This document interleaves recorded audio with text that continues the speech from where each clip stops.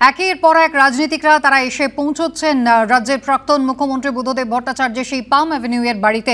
কৃষ্ণেন্দু, একেবারে একটা যুগের অবসান হলো কি বলা যায়? সেই টিপিক্যাল বাঙালি ধুতি পাঞ্জাবি পরিহিত একেবারে শান্ত সমাহিত মানুষ, শুধু রাজনৈতিক প্রজ্ঞা যার রয়েছে এমনটা নয়, তার পাশাপাশি তিনি একজন আদ্যন্ত সংস্কৃতি মনস্ক মানুষ ছিলেন। একদমই তাই। কবি সুকান্ত ভট্টাচার্যের ভাইপো দোকামরা একটা একচিলতে ফ্ল্যাটে থাকেন এবং যে বাড়িতে যে ঘরে শেষ নিঃশ্বাস ত্যাগ করেছেন সেটা গ্রাউন্ড ফ্লোরে। একটা সময় চিকিৎসকরা তো বলেও ছিলেন যে ওই ঘর থেকে ওনাকে সরানো উচিত, কিন্তু তিনি সরেননি। আজকে যেটা পরিবার সূত্রে জানা যাচ্ছে যে আজকে সকালবেলা ঘুম থেকে উঠে বুদ্ধদেব ভট্টাচার্য যখন প্রাতরাশ সারছিলেন তখনই আচমকা তার কার্ডিয়াক অ্যারেস্ট হয়। এবং তুমি জানো যে দীর্ঘদিন ধরেই তিনি অসুস্থ, সিওপিডির পেশেন্ট, এবং চোখের একটা সমস্যা ছিল, তিনি চোখে দেখতে পাচ্ছিলেন না। এটা বারবার মীরা ভট্টাচার্য আমাদের জানিয়েছিলেন যে তার একটা খুব সমস্যা ছিল, চোখে দেখতে পাচ্ছিলেন না। তার মাথা সক্রিয় ছিল, তিনি কথা বলতেন, কথা শুনতে পারতেন, ফোনে কথা বলতেন, কিন্তু চোখ খুব সমস্যা ছিল। এবং পাশাপাশি সিওপিডির পেশেন্ট হওয়ার ফলে তাকে অক্সিজেন সাপোর্টে রাখা হয়, এবং আজকেও তাই রাখা হয়েছিল। 24 ঘন্টার একজন লোক থাকে তাকে দেখভালের জন্য। আজকে যখন তিনি ঘুম থেকে ওঠেন, ঘুম থেকে খুব সকালই ঘুম থেকে ওঠেন, ঘুম থেকে ওঠার পর প্রাতরাশ সারছিলেন, তখন 8টার পরে আচমকাই তার অসুস্থতা বাড়ে, শ্বাস প্রশ্বাস মানে সমস্যা তৈরি হয়। চিকিৎসককে তলব করা হয়, তাকে যারা দেখেন তারা আসেন, এসে দেখেন যে কার্ডিয়াক অ্যারেস্ট হয়েছে বুদ্ধদেব ভট্টাচার্য, এবং 8টা 20-তে তিনি শেষ নিঃশ্বাস ত্যাগ করেছেন। বুদ্ধদেব ভট্টাচার্যের বরাবরই হাসপাতাল যেতে অনীহা ছিল, কি মানে সমাপয়ের দেখো বাড়িতেই তিনি শেষ নিঃশ্বাস ত্যাগ করলেন। বারবার চিকিৎসকরা তাকে হাসপাতালে পাঠাতে চেয়েছিলেন, তিনি অনীহা প্রকাশ করতেন। জোর করে কার্যত হাসপাতালে নিয়ে যাওয়া হয়েছিল। তিনি যখন সংজ্ঞা হারান এই সময়ে হাসপাতালে নিয়ে যাওয়া হয়েছিল, আবার মানে তিনি যখন সম্বিত ফিরতেন তারপরেই আবার হাসপাতাল থেকে বাড়ি আসতে চাইতেন। সৎ ছিলেন, আদ্যন্ত সৎ। বুদ্ধদেব ভট্টাচার্যের বিরুদ্ধে কোনো অভিযোগ উঠেছে, বিরোধী দল অভিযোগ তুলেছে, এমনটা খুব একটা দেখা যায় না এবং দেখা যায়ও নি। এবং বুদ্ধদেব ভট্টাচার্য যে বাড়িতে থাকতেন সেই বাড়িটা সবচেয়ে বড় উদাহরণ তার একদম স্বাভাবিক সাধারণ জীবনযাপনের। একটা একচিলতে ফ্ল্যাট, আমি বারবার গেছি সেই বাড়িতে, আমি দেখেছি একটা চৌকি, সেই চৌকির ওপর ঘুমোতেন। বাড়ির ভেতরে কয়েকটা বই ছাড়া এখন কিছু ওষুধ, কিছু অক্সিজেন সিলিন্ডার ছাড়া আর কিছুই নেই। এবং বুদ্ধদেব ভট্টাচার্য ওই বাড়ি থেকেই, সারা মুখ্যমন্ত্রী যখন ছিলেন ওই বাড়ি থেকেই তিনি রাইটার্স বিল্ডিং গেছেন, ওই বাড়ি থেকেই আলিমুদ্দিন গেছেন, এবং ছোট্ট একটা ঘর, একদম একচিলতে ঘর, এবং সেই ঘরেই জীবনযাপন করেছেন। এবং মেঝেটা তো এখনো স্যাঁতস্যাঁতে। এমনিতেই সিওপিডির পেশেন্ট যখন এই ওয়েদার চেঞ্জ হয় তখন একটু সমস্যা হয়, ডাক্তাররা বলেন।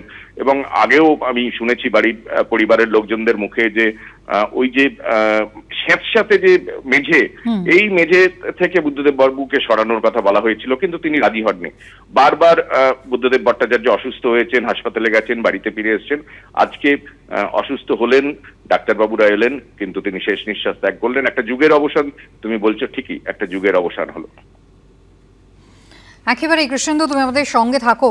একেবারে সিম্পল লিভিং, হাই থিঙ্কিং এ প্রবল বিশ্বাসী ছিলেন রাজ্যের প্রাক্তন মুখ্যমন্ত্রী বুদ্ধদেব ভট্টাচার্য। শিল্পায়নে জোয়ার আনতে চেয়েছিলেন তিনি, আর তাতেই কিন্তু সেই সিঙ্গুর, সেই কৃষিজমি অধিগ্রহণ এবং তাই নিয়ে তৃণমূল কংগ্রেসের প্রতিবাদ, বিক্ষোভ, আন্দোলন, আর 2011-এ বাম জমানার অবসান। বাম জমানার দ্বিতীয় এবং শেষ মুখ্যমন্ত্রী, রাজ্যের প্রাক্তন মুখ্যমন্ত্রী বুদ্ধদেব ভট্টাচার্য প্রয়াত।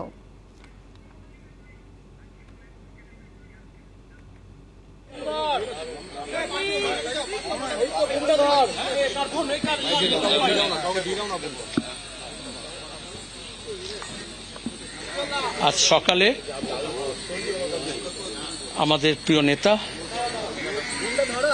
বুদ্ধদেব ভট্টাচার্য প্রয়াত হয়েছেন। দীর্ঘদিন তিনি অসুস্থ ছিলেন, তাও এই জীবনযুদ্ধে ছিলেন, লড়ছিলেন, চিকিৎসকরা চেষ্টা করছিলেন। আজকে সকালে হঠাৎই তার এই সময় অসুস্থতা জীবনে যেরকম স্বাভাবিক যা ছিল রুটিন, সে মতোই সকালে হঠাৎ করে অসুস্থ হন।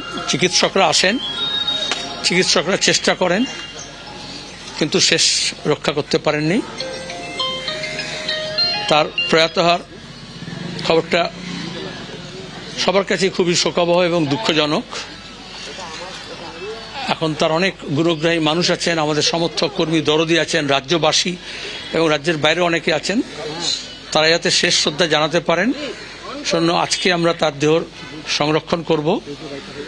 বৌদির সঙ্গে কথা হলো, তার পরিবারের সঙ্গে কথা হলো, আমাদের পার্টির সিদ্ধান্ত আজকে আমরা এখানে কিছুক্ষণ থাকবেন। এখনো যারা আশেপাশে প্রতিবেশী, তার ব্যক্তিগত পরিচিত, আর যারা অন্যরা কলকাতা শহরের মধ্যে আছেন, যারা আসতে চান তারা এখানে তারা শেষ শ্রদ্ধা জানাবেন।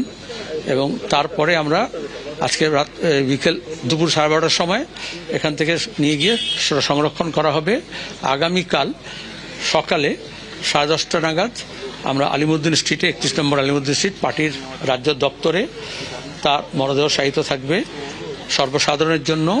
এবং যেহেতু দিল্লি থেকে অন্যান্য রাজ্য থেকে অনেকে আসবেন, তাদের জন্যই আমাদের আজকে রাত্রে রাখতে হচ্ছে। উত্তরবঙ্গ থেকে আসবেন, তারা যাতে আসতে পারেন ওভারনাইট। কালকে সারাদিন ওখানে মরদেহ থাকবে।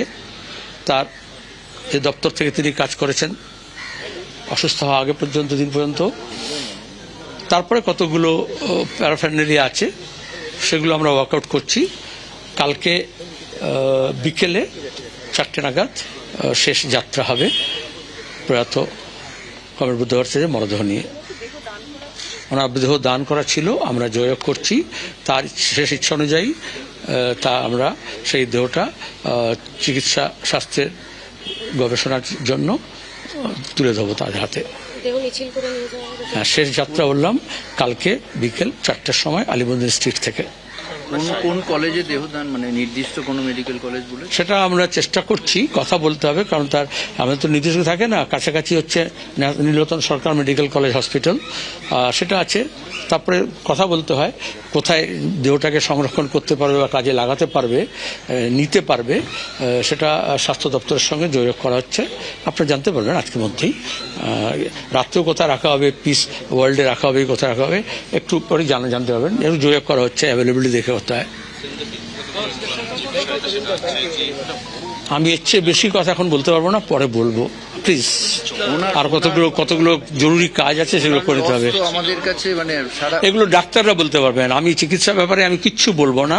আমরা এটুকু বলবো, তার পরিবার, পার্টি, আমরা চেষ্টা করেছি, চিকিৎসকরা চেষ্টা করেছেন, গোটা রাজ্যের শুভানুদ্দায়ী মানুষজনের চেষ্টা ছিল, তাদের শুভেচ্ছা ছিল। তিনি এতদিন জীবনযুদ্ধে ছিলেন, কিন্তু শেষ পর্যন্ত শেষ রক্ষা করা যায়নি, এটুকু বলতে পারি।